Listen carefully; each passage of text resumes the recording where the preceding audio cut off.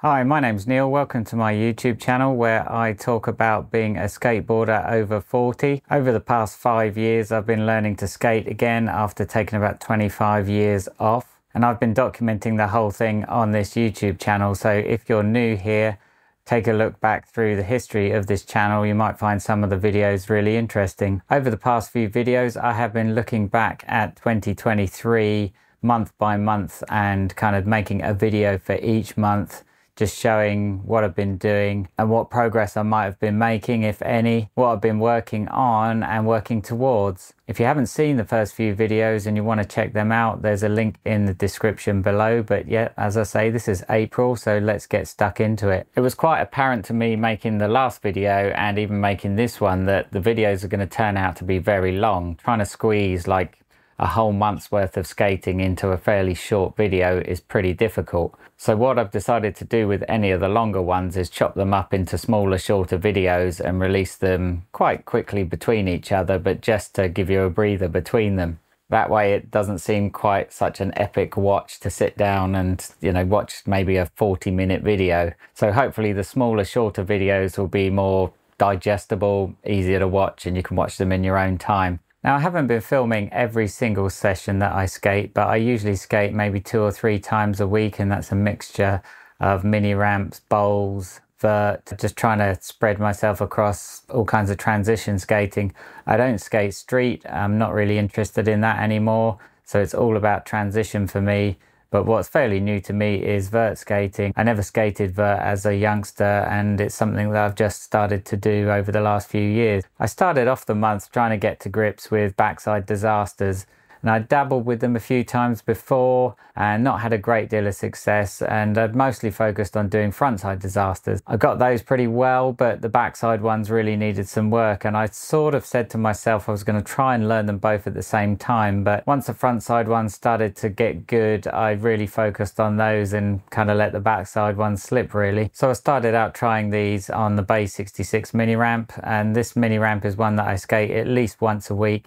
Got a great transition, it's really wide and goes up into a deeper end as well via sort of a shaped bit of coping. We call it like an escalator, but it's about 4.5 foot and then goes up a slope to, I don't know, 5 foot. It's great because you got the use of both heights, which feel very different, and I tend to use it in the sense of I learn something on the lower bit and then take it to the bigger bit. And that prepares me for doing them in the bowl or somewhere bigger. So my goal with the backside disasters was to get a decent pop so that I kind of got some height off the coping. I'm really not keen on the way that some people do them, where they just do like a really fast kick turn and scoop the back wheels over the coping. For me, a disaster is like getting up some height, some air, and then coming down with quite a solid landing before rocking back in again. So for me, it was all about getting some pop off the coping and some height and coming down solidly. So that was my main goal. And something that I found fairly quickly was that this transition was a bit too mellow, a bit too gradual to get some decent height and stay inside the ramp. When you see the clips, you'll notice that I do get a decent pop out of the top, but because of the slope of the transition being quite gradual, it sends me like out of the ramp onto the platform quite quickly. So I had some decent amount of work to do to make sure that I lean inside the ramp enough to not come out the top on the platform, and that's quite apparent in the clips. And I did many attempts to try and get them, but you'll see that most of them pop out the top. But this was great practice for getting the pop and getting the height that I really wanted. So I'm really happy with that.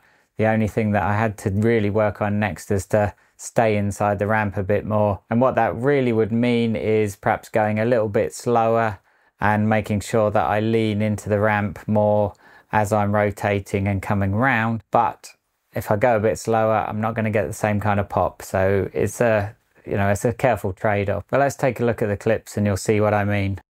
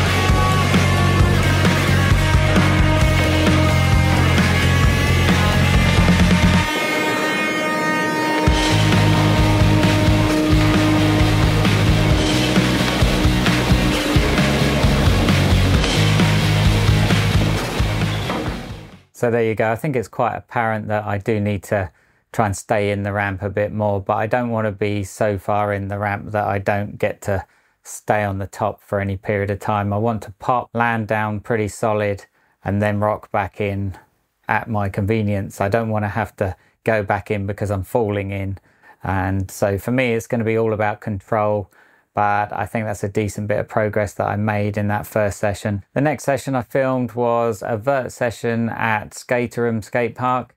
And this is in Caterham in Surrey, just south of London. And it's a 10-foot vert ramp, I think, inside what was an old chapel or church. And it's a great ramp for me to be learning on because it's like 10 foot rather than the 12 or 13-foot vert ramps that I otherwise do skate. So I tend to go here every week to try and get my vert session in. It's undercover. We go on a late night session from 7 p.m. to 11 p.m. So it's a good one for the evening, especially in this kind of weather we have in the UK. Having an indoor place is just perfect. And I don't think I would be anywhere near progressed as far as I have without this ramp. Now, I think I've been skating vert for about 3 years now, so you'd think that I might have learned quite a lot more, but for me, vert skating is a real slow burn. It takes me ages to learn something new. So most of the time for me, it's about comfort and getting comfortable with riding the ramp. Every single time I go, I take a few runs, just kick turning, just to feel the transition and get used to it. I'm still not totally comfortable with it. So every single session is a scary one. And I have to kind of pluck up a lot of courage and just try and do my best. So the sessions are very varied. Sometimes they go pretty well. Sometimes my head is just not in it and they're pretty terrible. This one wasn't too bad. Now, when I've been skating the bowl at Bay 66, I've been doing a lot of board slides. Now, I thought it might be interesting to try some on the vert ramp and just see how it felt. So I threw a few up there, and suffice to say that it is totally different trying them on the vert ramp than anything else. And that has generally been my feeling for pretty much every single trick I've tried to learn on the vert ramp. It is nothing like doing it on a mini ramp or the big bowl or anything else. As soon as vert comes into the equation, balance, body placement, everything is just totally different. So although I threw a few of the slides up there, I wasn't staying on, wasn't able to turn out of them. But it's interesting just to put them up there and make some inquiries, as I say, you know, get a feel for what may be something that I can develop further in the future. Now, the intention was for these to be like rock and roll slides. I still haven't done a rock fakie on the vert ramp. I know I could do it. I'm just afraid to try. I'll probably land the first one I ever try, but I'm just so afraid to try because it's just too high up. I'm actually scared of heights. It just freaks me out. So I think maybe 2024 will be the year that I give it a go. But at this point, it was going to be a rock and roll slide so that I could turn out. I've got rock and rolls, or what I call tap and rolls, where I literally tap my board over and turn out. I've got those fairly consistent now on the vert ramp, but doing the rock and roll slide, it's a whole other game. So that's something that I will be working on. But another factor for me is that this ramp isn't very wide, and so I probably won't get much of a slide out of the ramp. A few times that I've tried, I've felt like I'm getting too close to the wall before even trying to turn out, because I need to carve quite wide to get the angle to get a decent slide. I don't want to do a slide like this long. It's got to be a foot long at least, or even a couple of feet. I've got to feel like I'm actually sliding and not just like a kind of shimmied rock and roll. It's just no point to that. I've got to feel the slide. And so that's why really I was just focusing on putting the board up and doing a slide and bailing out. I wasn't even really focusing too much on turning out, but the turning out is definitely one of the hardest parts. And so I kind of flipped between trying some slides and then just doing rock and rolls just to feel the turnout, because the rock and rolls turning out's not so bad, but turning out of a slide is a bit different. And aside from those, you know, I've been having an ongoing 50-50 battle where I get 50-50s every now and again, but they're not consistent. So when I'm on the vert ramp, hammer those 50-50 attempts, I'll bail loads of them, and then I'll start to get a few. Again, it's quite a lot of a head game. Sometimes if I get one quite early in the session, I feel good about the session, I'll go on to get more.